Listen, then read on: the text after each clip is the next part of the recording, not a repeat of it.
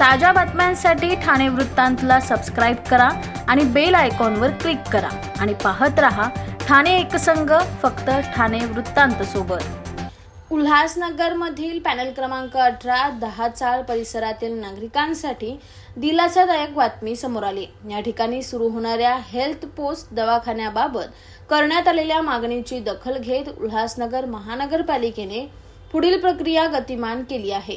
Advocate Prashant Chandanshiv यांनी दिनांक 28 November 2023 रोजी या दवाखान्यासाठी अर्ज सादर केला होता। महानगरपालिकेच्या मालमत्ता विभागाकडून जागेची तपासणी आणि मान्यता प्रक्रिया पूर्ण करण्यात आली असून जागा अधिकृतरित्या ताब्यात घेतली गेली आहे। यानंतर या ठिकाणी नागरी आयुष्यमान आरोग्य मंदिर केंद्र उभारणीचे काम सुरू करण्यात आल्याची माहिती वैद्यकीय आरोग्य अधिकारी डॉक्टर मोहिनी धर्मा यांनी दिली।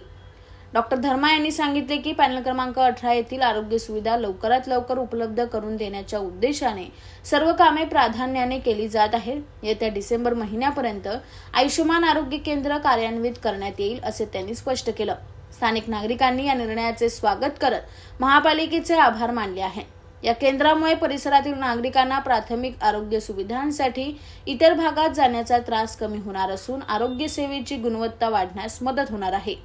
उल्हासनगरमध्ये आरोग्य विभागाद्वारे विविध ठिकाणी सुरू असलेले उपक्रम आणि नवीन आरोग्य केंद्रांची उभारणी यामुळे शहरातील आरोग्य सेवा अधिक सक्षम होण्याची अपेक्षा आहे।